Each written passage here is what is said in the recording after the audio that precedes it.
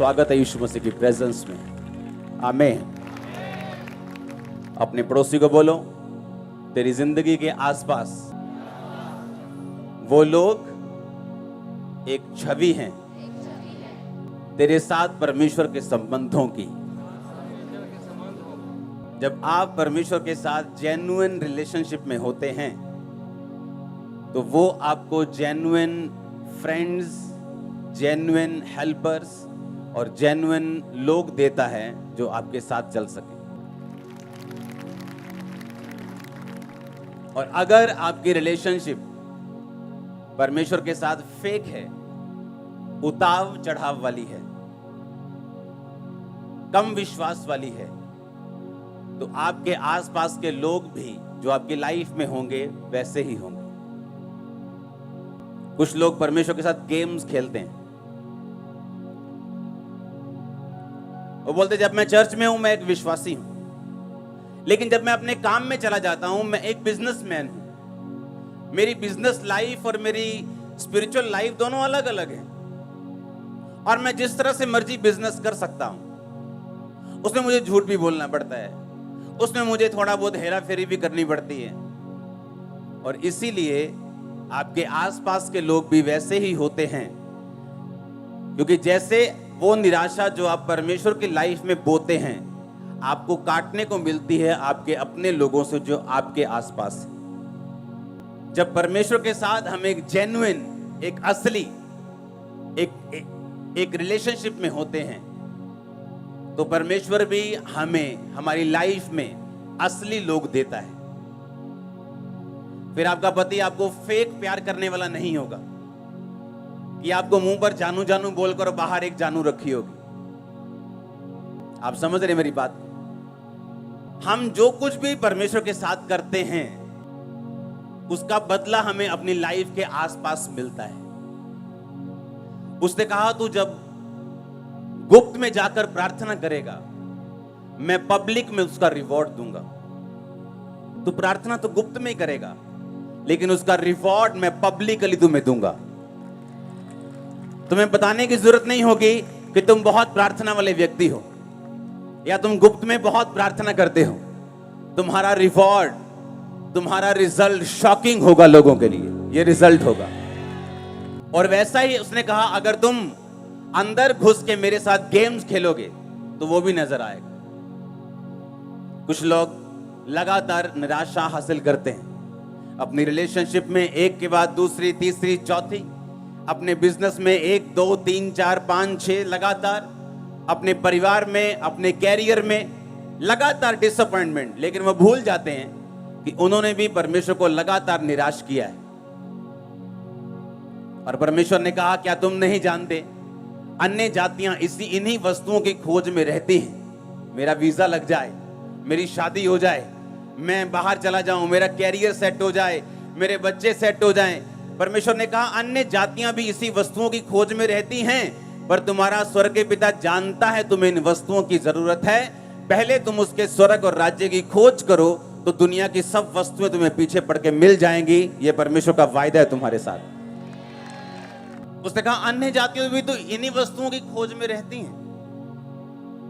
वो भी तो जाती है ना, बाबा जी मेरा काम कर दो, रास्ता नहीं खुल रहा, कृपा कर दो। तो परमेश्वर ने कहा तुम भी तो इसी तरह से आए हो कि मेरा वीजा लग जाए, तो तुम में और उनमें फर्क क्या है? परमेश्वर ने कहा पहले तुम परमेश्वर के धर्म और राज्य की खोज करो तो सब वस्तुएं तुम्हें पीछे पड़ के क्या होंगी? मिल जाएंगी। हालेलुया। आपकी लाइफ में जो भी शारीरिक बदलाव शुरू होता है सबसे पहले वो आत्मा में होता है। जब आप आत्मा में माहौल चेंज कर लेते हैं तो शरीर में माहौल चेंज कर लेते हैं। जब आप आत्मा में बदलाव देख लेते हैं तो शरीर में अपने आप बदलाव दुनिया में आना शुरू हो जाता है। यहोशू 5 उसकी 1 से लेके 15 आयत, इसको नोट करेंगे हम। मैं आपको 2 आयत से पढ़ूंगा। यहोशू 5 उसकी 2। उस समय यहोवा ने यहोशू से कहा चकमक की छुरियां बनाकर दूसरी बार इजराइलियों का खतना कर दे। तब यहोशू ने चकमक की छुरियां बनवाकर खलड़िया नामक टीले के पास इजराइलियों का खतना कराया। यहोशू ने जो खतना कराया उसका कारण यह है कि जितने युद्ध के योग्य पुरुष मिस्र से निकले थे वो सब मिस्र के निकलने पर जंगल के मार्ग में मर गए थे। जो पुरुष मिस्र से निकले थे उनका सबका खतना हो चुका था, परंतु जितने मिस्र के निकलने पर जंगल के मार्ग में पैदा हुए थे उनमें किसी का खतना ना हुआ था। हालेलुया। जब खतना हो गया तो 9 आयत में लिखा, तब यहोवा ने यहोशू से कहा, तुम्हारी नाम धराई जो मिस्रियों में हुई है उसे मैंने आज दूर किया है। इस कारण उस स्थान का नाम गिलगाल पड़ा। सब बोलो आमीन। परमेश्वर ने कहा इनका खतना कर दो। पुराने नियम में खतना जरूरी था, तो बाइबल कहती है जब उनका खतना हुआ तो परमेश्वर ने कहा, आज मैंने तुम्हारी नाम धराई मिस्र में से क्या की है? दूर की है।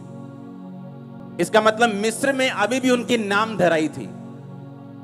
ले चले गए यहोवा दे कोल, की मिलिया इन्हां हाले भी धक्के खांदे जंगलां च, काम ते हले होया नहीं इन्हां दा। लेकिन काम इसलिए नहीं हुआ क्योंकि उन्होंने परमेश्वर के वचन को क्या नहीं किया था? पूरा नहीं किया था। परमेश्वर के वचन में लिखा था कि हर एक इजरायली खतना करवाएगा और उनमें से कोई भी खतने वाला नहीं था। और जैसे ही उन्होंने परमेश्वर के वचन को पूरा किया, परमेश्वर ने कहा, आज मैंने मिस्रियों में तुम्हारी बेइज्जती दूर की है। जब आप स्पिरिट में चलते हैं, आत्मा में चलते चलते, जब आप परमेश्वर की एक्सपेक्टेशन, जो परमेश्वर चाहता है, जो परमेश्वर आपसे एक्सपेक्ट करता है, जो वो आपसे चाहता है कि आप करें, जब आप पूरी कर लेते हैं, आपका जो आसपास का माहौल है वो एकदम से चेंज हो जाता है। आपको नहीं मालूम होगा कि कौन सा आपका रिश्तेदार कब उसका दिमाग बदल गया और उसने आपको कहना शुरू कर दिया, यार मैं चर्च जाऊंगा। आप मेरी बात समझ रहे कि नहीं? आपको इसका प्रोसीजर मालूम नहीं, आपको कैसे हुआ ये मालूम नहीं, कैसे मेरे परिवार ने कह दिया जो एक दिन विरोधी था कि हम बपतिस्मा लेना चाहते हैं, कैसे हो गया? प्रोसीजर मालूम नहीं, तरीका मालूम नहीं, लेकिन ये मालूम है कि हुआ कैसे, कैसे हुआ ये नहीं पता कि दिमाग में क्या आया, लेकिन डाला किसने? परमेश्वर ने। और डाला कब? जब उसके वचन को पूरा किया गया। पहले भी समुद्र 2 भाग हुआ और बाइबल कहती है इस खतने से पहले जब वो जा रहे थे एक जगह तो नदी पार करनी जरूरी थी। तो जिस तरह समुद्र 2 भाग हुआ था, यहोशू ने नदी 2 भाग की थी, पता है कि नहीं? और वो भी उस टाइम में जब बाढ़ वाला टाइम था, बारिश वाला टाइम था और नदियां ओवरफ्लो बहती थी। बाइबल कहती जब यहोशू याजकों से और लोगों के साथ बाढ़ के बीच में गया तो पानी दीवार की तरह इधर और दीवार की तरह इधर, जिस तरह समुद्र में ठहरा था वैसे ठहरा रहा। इतने मिरेकल्स होने के बावजूद भी अभी तक इजराइलियों की नाम धराई बेइज्जती मिस्र में दूर नहीं हुई थी, क्योंकि अभी तक वचन जो था वो पूरा नहीं हुआ था। और जैसे ही उन्होंने वर्ड पूरा किया और खतना किया, और बाइबल कहती जैसे ही वचन पूरा हुआ तो परमेश्वर ने उनके दिमाग में, मिस्रियों के दिमाग में क्या डाला? एकदम से उनका माइंड चेंज हो गया। वो अब हमें मालूम हुआ कि वो समुद्र वाली घटना जो थी ना, वो इत्तेफाक नहीं था, वो आंधी तूफान की वजह से समुद्र 2 भाग नहीं हुआ था, क्योंकि अब हमने सुना है उन्होंने इस नदी के साथ भी वैसा ही किया। अब हमने एकदम से माइंड चेंज हुआ और बेइज्जती दूर हुई। वो सब कहने लगे यहोवा की स्तुति हो। आमीन। क्या कहने लगे? कि यहोवा जीवित परमेश्वर है, यहोवा ही परमेश्वर है। बाइबल कहती है इजराइलियों के प्रति जो उनकी बेइज्जती वाली सोच थी वो बदल गई।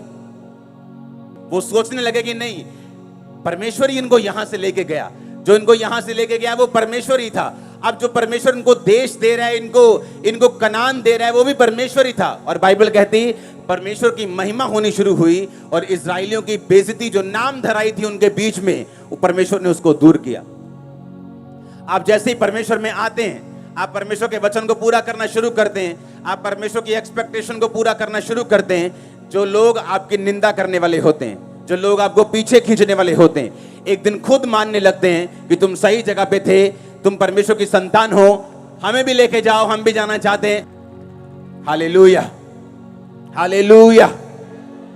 परमेश्वर ने कहा मैंने तुम्हारी नाम धराई आज क्या की है? आज मैंने तुम्हारी नाम धराई, तुम्हारी बेइज्जती को मैंने दूर किया है।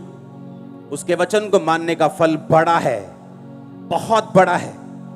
वो आपकी फाइट को खत्म कर देगा जो आपके घर में चल रही है। सरेंडर कर देंगे आपके एनिमीज, सरेंडर कर देगी वो बीमारी, सरेंडर कर देगा वो तूफान, वो फाइनेंशियल ट्रबल, वो कर्जा, वो बच्चों के नशे वाली आत्मा, हालेलुया। आपको परमेश्वर के साथ चलना है, आपको परमेश्वर के साथ बढ़ना है, आपको उसके साथ गेम्स नहीं खेलनी, आपको उसके साथ फेक रिलेशनशिप नहीं रखनी। आपकी आपकी आपकी बिजनेस लाइफ और आपकी स्पिरिचुअल लाइफ दोनों अलग अलग नहीं है, ये एक ही है।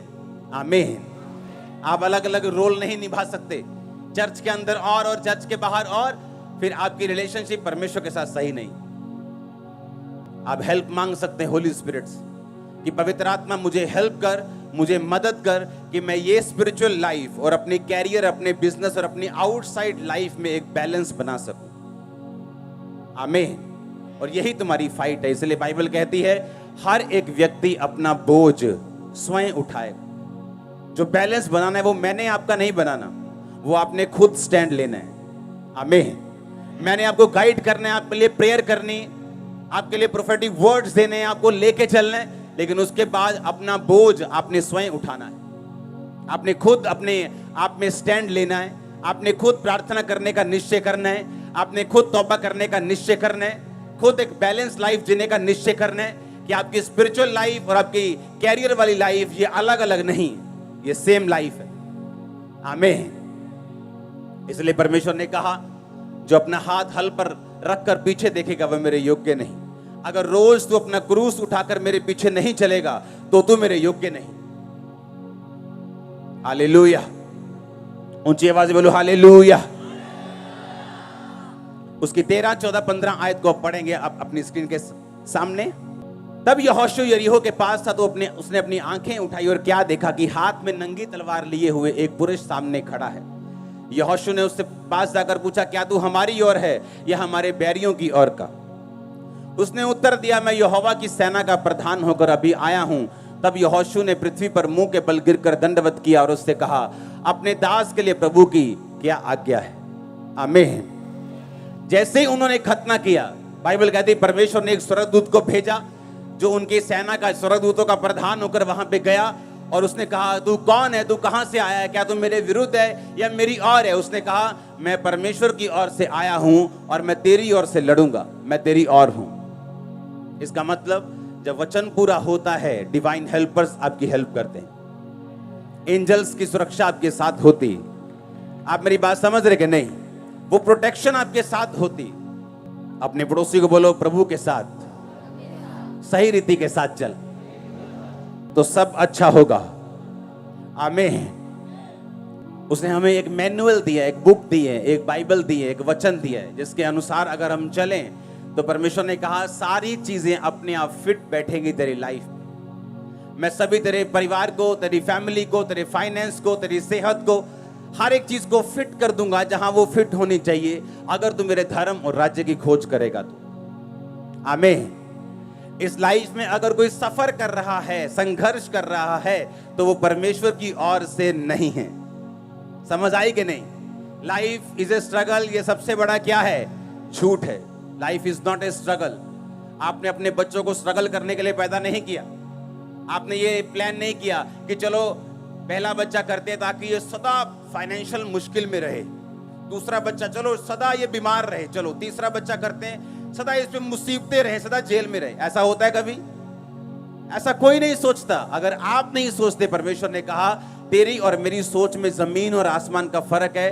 अगर तू अपने बाल बच्चों को अच्छी वस्तुएं दे सकता है बुरा होकर भी, तो मैं अपने बाल बच्चों को अच्छी वस्तुएं क्यों ना दूंगा?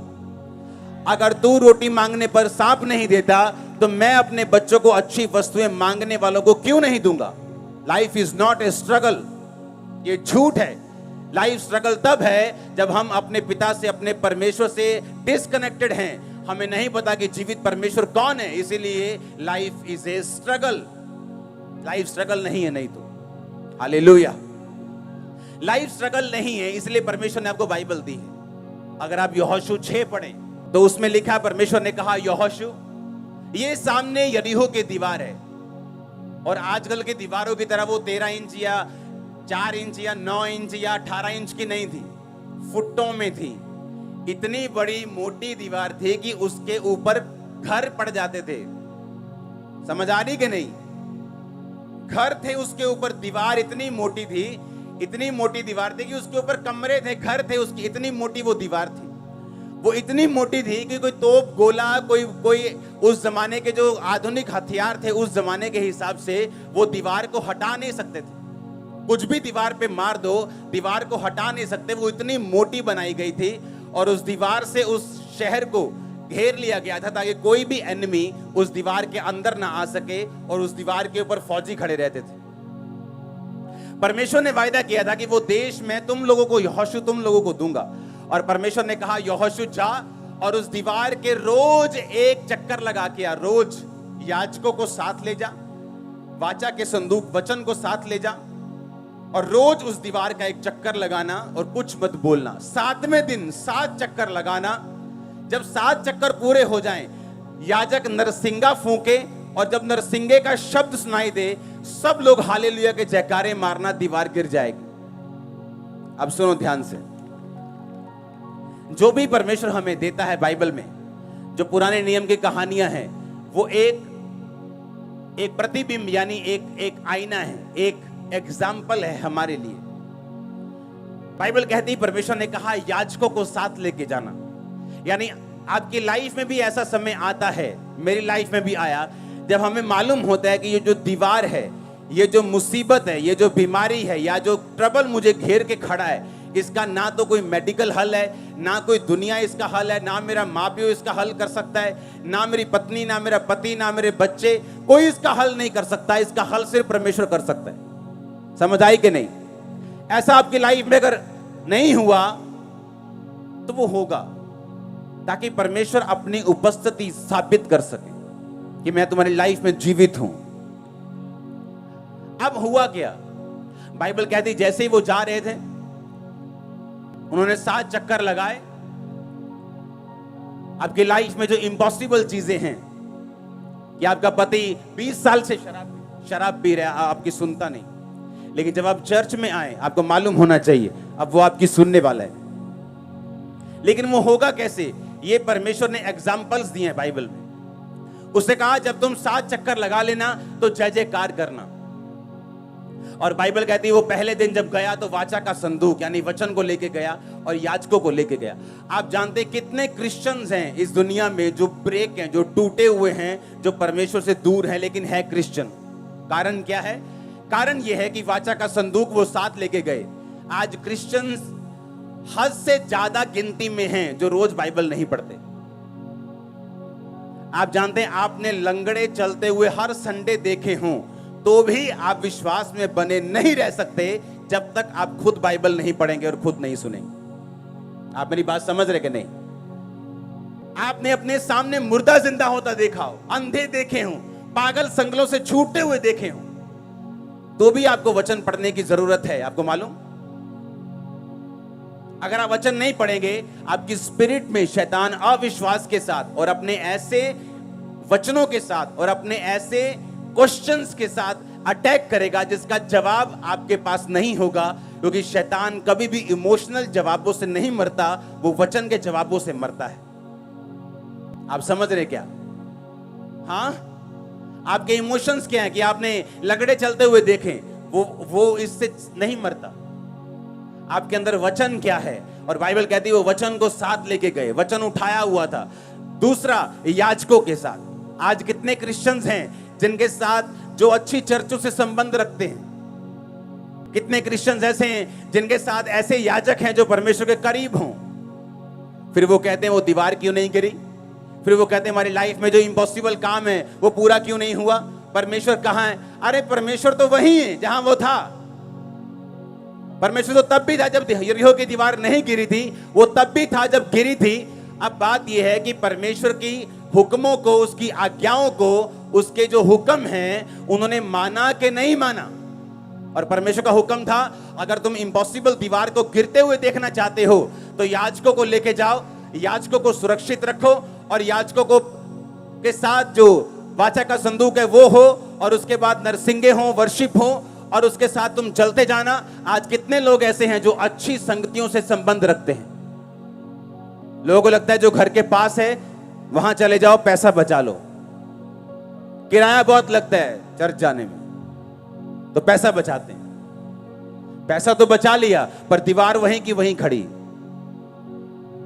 उस दीवार के पीछे कितने करोड़ों बैठे हैं, कितनी ब्लेसिंग्स बैठी, वो नजर नहीं आई, लेकिन वो किराया नजर आया जो चर्च जाने में लगता है।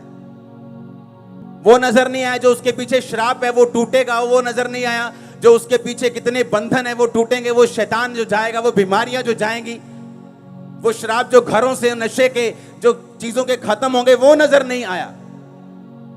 और बाइबल कहती है वो याजकों को लेके चले, वाचा का संदूक जिसमें परमेश्वर के हाथ के लिखे हुए वचन थे वो लेके चले, और उन्होंने जब वर्शिप की 7वें दिन 7 बार चक्कर मार के, हालेलुया, परमेश्वर ने कहा 7वें दिन तुम 7 बार चक्कर, एक शहर के जब तुम 7 चक्कर लगा लोगे तुम्हारी हालत क्या हो जाएगी। अगर कोई आज का लीडर वहां होता ना, कहता ऐ करो तू ही पता, तू ही मारो पहला नारे, ਤੁਹਾਡਾ शरीर भी उदों ਐਨ चुस्ती च होना है। ਆਪਾਂ ਪਰੌਂਠੇ ਪਰੌਂਠੇ ਖਾ ਕੇ ਚੱਲਦੇ ਆਂ, ਪਹਿਲਾਂ ਨਾਰੇ ਮਾਰ ਲਾਂਗੇ ਤੇ ਬਾਅਦ ਚ ਘੁੰਮ ਲਾਂਗੇ। हाँ, परमेश्वर ने क्या कहा? परमेश्वर ने कहा पहले तुम चक्कर लगाओगे 7। हाय 7 चक्कर, लेडीज भी हैं उसमें, बच्चे भी हैं उसमें, बुजुर्ग भी हैं उसमें। कई बार परमेश्वर जो करने के लिए बोलता है ना वो सेंसलेस लगता है, ऐसा लगता है कि परमेश्वर निर्दयी है, ऐसा लगता है कि परमेश्वर को आज का मालूम नहीं आज क्या चल रहा है दुनिया में। अरे छोटा सा बच्चा है, चर्च में गर्मी बहुत होगी, अरे आज बारिश बहुत है, आज गर्मी बहुत है, आज। जब वो शारीरिक रूप में थक गए, परमेश्वर ने कहा अब मारो जय जयकार के नारे। सुनो, समझ आई कि नहीं? और हमें थोड़ी सी गर्मी से डर लगता है चर्च में बैठने में। हालेलुया। इसीलिए आत्मिक चीजों में हम लोग पीछे, जबकि हमें आगे होना चाहिए। अब आगे जा रहे हैं, आगे जा रहे हो, परिवार समेत आगे जा रहे हो, फाइनेंस समेत आगे जा रहे हो, सेहत समेत आगे जा रहे हो, यीशु मसीह के नाम में आमीन हो जाए। बरकत तुम्हारी है चर्च। उन्होंने कहा जब तुम 7 चक्कर लगा लोगे तो नारे मारेंगे, बच्चे भी होंगे, बुजुर्ग भी होंगे, लेडीज भी होंगी, जेंट्स भी होंगे, बड़े भी होंगे, छोटे भी होंगे। 7 चक्कर लगाने के बाद शहर के अब हम जय जयकार के नारे लगाएंगे, और जब तुम जय जयकार के नारे लगाओगे, हालेलुया बोलोगे, तो उसने कहा दीवार गिर जाएगी। और जब दीवार गिरी, अगर लोग इस साइड थे कि अंदर वाले ये ना सोचे कोई स्पेशल केमिकल लेके आए और दीवार इधर गिरी, जबकि दीवार किधर गिरी? इधर वाली साइड, जैसे किसी ने उनकी ओर से धक्का मारा हो। हालेलुया। और जब दीवार गिरी, परमेश्वर कहता अब चढ़ जाओ और जो कुछ तुम्हारे सामने है ले लो, मैं तुम्हें तुम्हारे हाथ में करता हूं सारा कुछ। हालेलुया। वो तुम्हारे हाथ में करने वाला, बीमारियों को हाथ में करने वाला, उन श्रापों को तुम तोड़ दोगे खुद अपने हाथों से, पैरों से। उसके पहले के सारे इंस्ट्रक्शंस आपको माननी होगी। आमीन। आपको एक वर्शिपर बनना होगा। सुबह निकले घर से, अगर लेट निकले तो किराया कम तो नहीं लगा, उतना ही लगा ना, ज्यादा ही लगा होगा 10 रुपए, कि ऑटो वालों ने पता कि काका घंटा रह गया हूं तो 15 लगणगे। हाँ, उतना ही किराया लगा, उतना ही एफर्ट लगा, तो क्यों नहीं टाइम पर आए हम? 1 घंटा भी हम वर्शिप मिस क्यों करें? आधा घंटा भी वर्शिप मिस क्यों करें? लेकिन ये स्पिरिचुअल नॉलेज, ये आत्मिक नॉलेज, ये आत्मिक सेंस सब लोगों को नहीं है। इसलिए सारे लोग यहोशू के जैसे नहीं हैं, सारे दाऊद के जैसे नहीं हैं, सारे शमूएल के जैसे नहीं। ये नहीं कि परमेश्वर ने आपको दाऊद की तरह नहीं चुना या आपको पतरस की तरह नहीं चुना, उसने सब कुछ चुना है काम बड़े करने के लिए, लेकिन आपका रिस्पॉन्स कैसा है आत्मिक चीजों के लिए, ये मायने रखता है। हम सुबह टाइम से नहीं निकले, वो बर्तन जो सुबह 7 बजे धोने चाहिए वो हम 9 बजे धो रहे हैं, ये हमारी गलती है। जो काम हम सुबह कर सकते आलस की वजह से नहीं किया, और चर्च में 1 घंटा लेट है। 10 बजे वर्शिप शुरू होती, हम कोई 11 बजे आ रहे हैं, कोई 11:45 आ रहे हैं, कोई 10:30 आ रहे हैं, क्योंकि हम स्पिरिचुअली इतना एक्टिव नहीं है कामों के लिए। अगर आप यहां आए हैं तो मैं सुबह 5 बजे का मान लो आपको देख रहा हूं, मैं रात को अपने प्रेयर रूम में हूं। अगर मैंने क्रूसेड पे जाना है तो कई दिनों तक मैं प्रेयर रूम में हूं। मुझे मीटिंग मिस करनी पड़े कोई बात नहीं, लेकिन मैं प्रेयर में हूं। आत्मिक चीजों का एक मकसद है। हालेलुया। और जब रिजल्ट आता है फिर आपको नजर आता है, अच्छा देखो कितना अच्छा रिजल्ट आया। हालेलुया। लेकिन उस रिजल्ट के लिए आपको कुछ प्राइस, कुछ मूल्य आपको अदा करना होता है, जो हम अदा करने के लिए तैयार हैं या नहीं। हालेलुया। अब वो लोग जिनकी लाइफ में वचन है, वो लोग जिनकी लाइफ में वर्शिप है, वो लोग जिनकी लाइफ में अच्छी संगति है, वो लोग मार नहीं खा सकते। अच्छी संगति उनको संभाल के रखती है। जो वचन वो खुद पढ़ते हैं उनको संभाल के रखते हैं। जो वर्शिप वो खुद करते हैं वो उनके बंधनों को तोड़ती है। आमीन। और इसीलिए परमेश्वर ने हमें वचन दिया, पुराना नियम दिया, नया नियम दिया। हम उन वचनों को स्टोरीज की तरह, जैसे अन्य जातियां पढ़ती हैं अपने पुरानी स्टोरीज की तरह, जिनसे, लेकिन ये स्टोरीज नहीं है, ये जीवित वर्ड है। ये सिखाता है कि उस समय ऐसे हुआ था, अगर तुम पैटर्न फॉलो करोगे तो तुम्हारे साथ भी वैसा हो सकता है, तुम भी ब्लेस हो सकते हो, तुम्हारी भी जो कंडीशन है वो सुधर सकती है। इम्पॉसिबल पॉसिबल हो सकता है, वो हो सकता है। 100% मैंने देखा है। हालेलुया। ऐसा पॉसिबल है अगर हम लगातार उस पैटर्न को, उस वचन को फॉलो करें परमेश्वर के साथ। और जब हम फॉलो करते हैं वो हमारे आसपास का माहौल चेंज करता है, नाम धराइयों को वो दूर करता है, रियल हेल्पर्स को लेके आता है, रियल लोगों को लेके आता है। अगर हमारे रिलेशनशिप प्रभु के साथ फेक है तो लोग भी फेक आएंगे हमारी लाइफ में। आप चर्च में आएंगे और ऐसे पूरा ऐसे आग से भरे हुए, लेकिन बाहर एक गर्लफ्रेंड रखी हुई, आपकी रिलेशनशिप फेक है। और जैसे आप फेक हैं प्रभु के साथ, परमेश्वर भी आपके साथ फेक होगा। उसने कहा मैं तुम्हें कभी ना छोड़ूंगा, कभी ना त्यागूंगा, और मैं तुझे धोखा नहीं दूंगा। इसका मतलब परमेश्वर धोखा देता है। जब तुम उसको धोखा देते हो वो तुमको डबल धोखा देता है। उसने कहा मैं तुम्हें कभी धोखा नहीं दूंगा, क्योंकि तुमने मुझे धोखा नहीं दिया तो मैं भी तुम्हें धोखा नहीं दूंगा। तुम मेरे साथ वफादार रहे हो, मैं भी तुम्हारे साथ वफादार रहूंगा। तुमने मुझे नहीं छोड़ा, मैं तुम्हें नहीं छोड़ूंगा और नहीं त्यागूंगा। जो तुम मुझे दोगे मैं 100 गुना करके तुम्हें वापस करूंगा। सुलेमान ने भवन बनाया, परमेश्वर ने भवन से अच्छा घर उसे दिया। तुम उसको हरा नहीं सकते। अगर धोखा दोगे तो वो बड़ा देगा, पैसा दोगे तो वो बड़ा देगा। तुम जो भी उसको दोगे वो तुम्हें वापस करेगा। हालेलुया। अपने पड़ोसी को बोलो ध्यान से चल। अगर तू प्रभु से,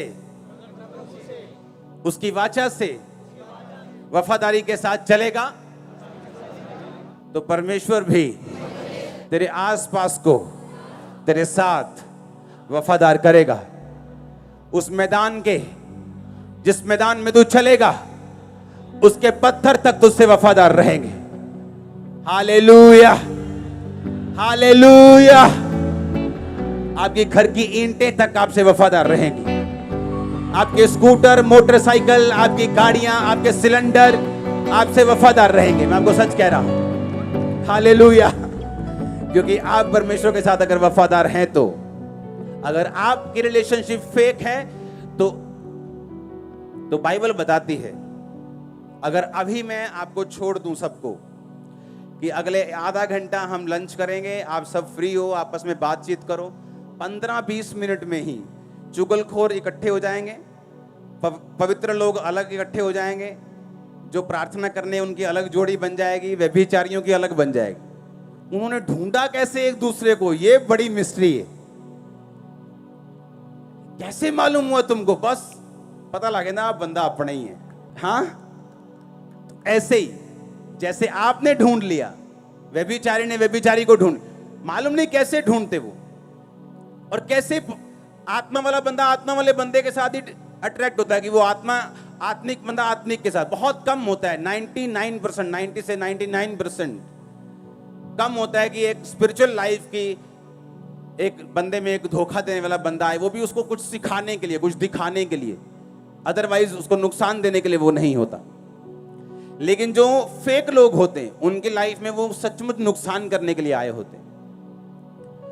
हालेलुया। एक दूसरे को ढूंढ लेते हैं हम, अपने अपने अपने अपने जैसे को हम ढूंढ लेते हैं। आपको ढूंढना है कि आत्मिक लोग, आपको ढूंढना है संगति अच्छी, आपको ढूंढना है। और बाइबल कहती है वाचा का संदूक, याजकों की उपस्थिति उनकी लाइफ में, वर्शिप, और वो दीवार नीचे थी, जो दीवार सामने खड़ी थी, उनको गालियां दे रही थी, उन पे हंस रही थी, उनके पांव के नीचे थी।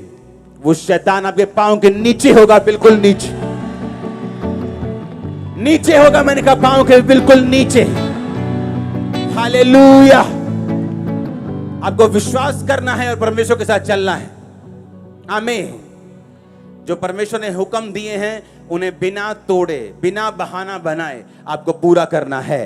हम परमेश्वर से ज्यादा धर्मी नहीं हो सकते, परमेश्वर से ज्यादा पवित्र नहीं हो सकते, परमेश्वर से ज्यादा आगे नहीं देख सकते। जितना वो देख सकता है हम उतने हिसाब से चलें। हालेलुया। बाइबल कहती है जब परमेश्वर ने शमूएल को कहा कि जाके शाऊल से कह दे कि उस देश में जाके सारे लोगों को खत्म कर दो, वो गया। और बाइबल कहती है अच्छी भेड़ बकरियां, अच्छी गाय बैल बकरियां भैंसे बचा के रखी।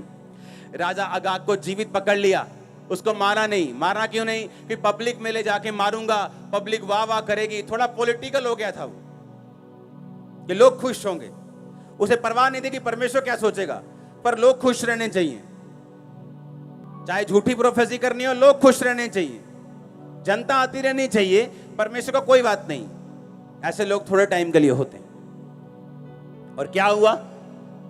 जब परमेश्वर का दास आया, उसने कहा ये क्या किया तूने? उसने कहा मैंने वही किया जो तूने किया।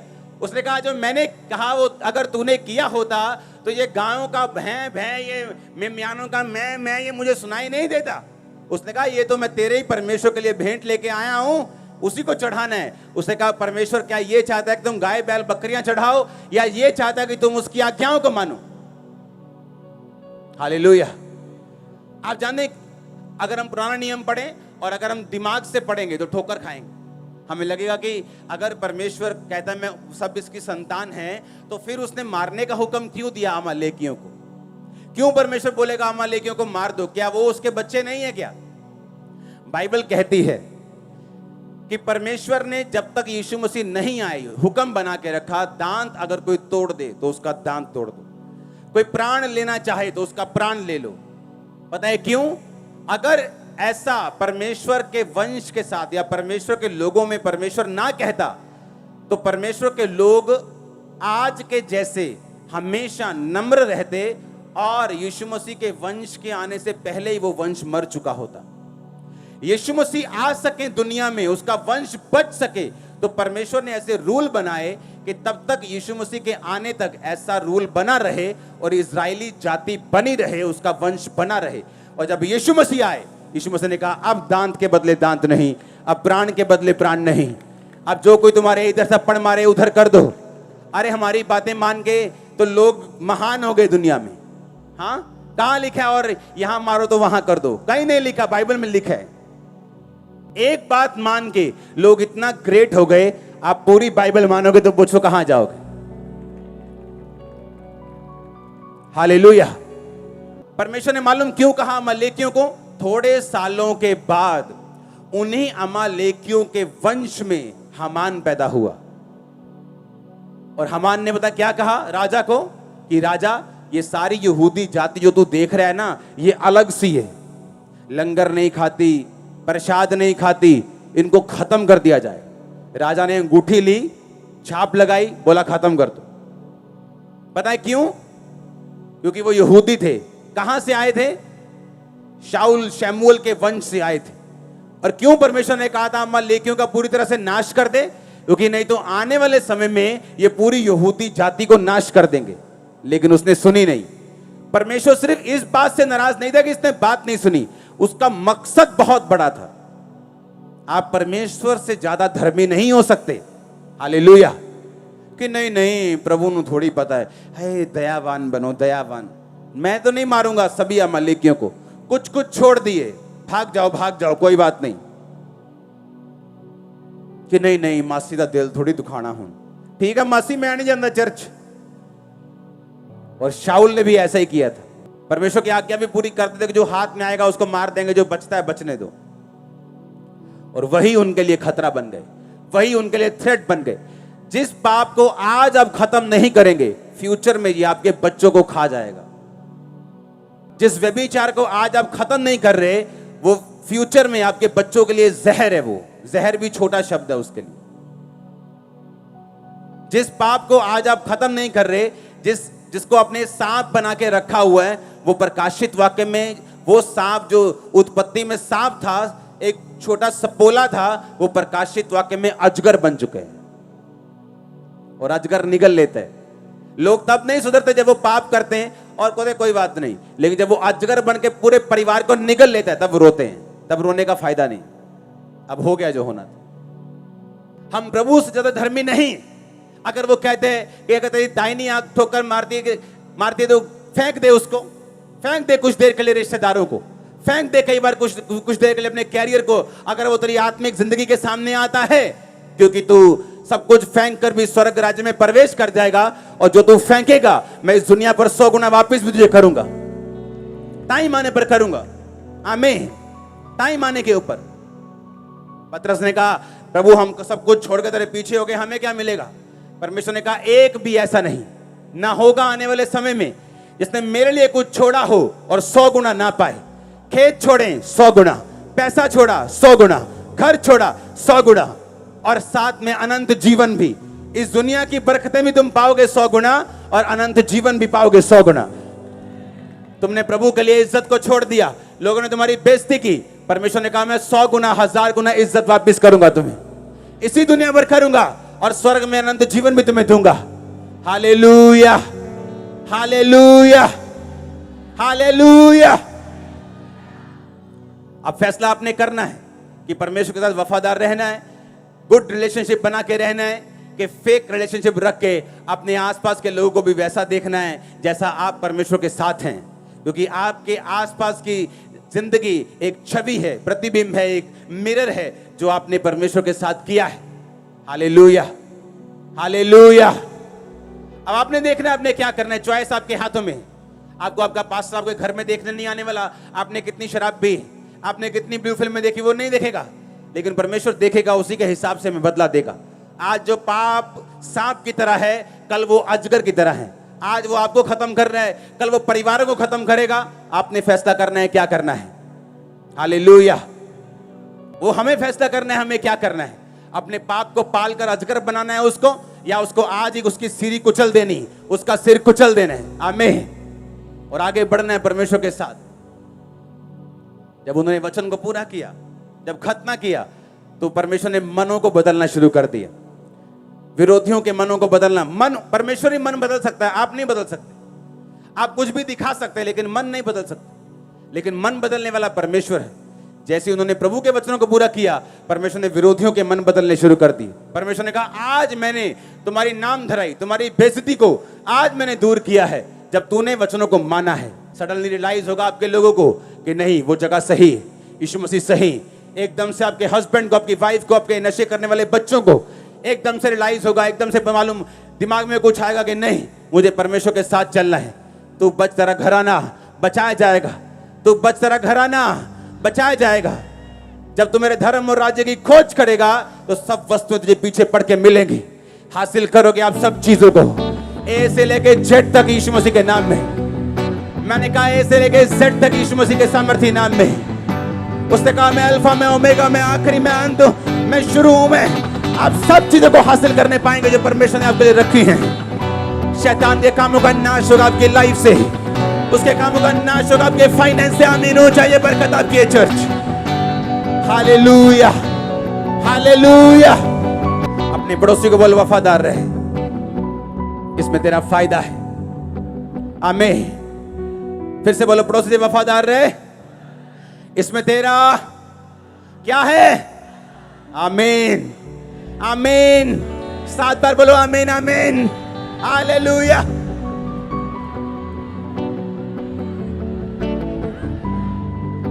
आमीन। समझ आ रहा है वचन? हाँ, कैसे परमेश्वर काम करता है। अब मिरेकल्स पहले भी हो रहे थे, लेकिन परमेश्वर ने उनके हार्ट को चेंज कर दिया। और परमेश्वर ने कहा आज मैंने वो नाम धराई क्या की है? दूर की है। कब? आज। आज आप नहीं जानते, आज आप तौबा करके जाए और एक गुड न्यूज आपकी वेट कर रही हो, क्योंकि उस पर आपका कोई कंट्रोल नहीं। उस पर कंट्रोल तो सिर्फ वही है जिसने जमीन और आसमान को बनाया है। अमृतसर क्रूसेड के लिए तारीफ करो जोर से। लोगों को लगता है कि वो बहुत बड़ा इकट्ठ था, तो मैं उनको बताना चाहता हूं ये शुरुआत है। परमेश्वर ने मुझे दिखाया कि अब आधा किलोमीटर नहीं, अब 5-5 किलोमीटर लंबे क्रूसेड होंगे। आपको ऐसा लगेगा कि आप आधे फगवाड़े तक गाड़ी पार्क करके आए हो, चलते जा रहे हो। एक क्रूसेड कब खत्म होगा? आमीन। सुनो, अगर हम धर्म को फैलाने वाले होते तो लड़ते। हम धार्मिकता को फैलाने वाले। वो कहते हैं कि मैं नया धर्म बनाने के लिए नहीं आया, मैं धार्मिकता को बनाने के लिए आया। इसलिए हम सबसे प्यार करते हैं, करते रहेंगे। हमें कोई मतलब नहीं कोई क्या कहते हैं, हम करते थे और करते रहेंगे। अपना काम करते थे और वो भी करते रहेंगे। हालेलुया।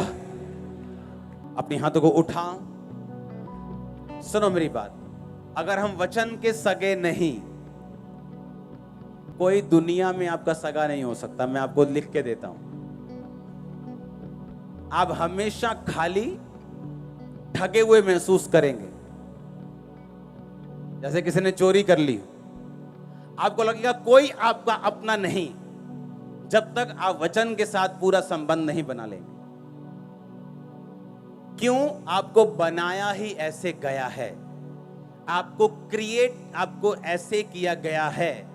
आपकी जो फंक्शनिंग है ना, आपका जो सॉफ्टवेयर है, वो बनाया ही परमेश्वर ने इस तरह का है कि आप इससे अलग कर ही नहीं सकते कुछ। और जितना हम परमेश्वर के खिलाफ फाइट करेंगे, उतना खिंचेंगे, उतना फ्रस्ट्रेट होंगे और वापिस फिर उसी पहाड़ के नीचे आएंगे। हमें फैसला करना है खुदा के साथ फेथफुल रहने का, और वो आपके लिए बेस्ट रास्तों को ओपन करेगा। वो मेक श्योर करेगा आपकी टेस्टिमनीज, आपकी गवाहियां, आपका फाइनेंस, आपका परिवार बेस्ट हो। और आमीन ऊंचा चाहिए। उठाओ अपने हाथों को। Thank you Jesus. हिलाओ हिलाओ हिलाओ अपने हाथों को।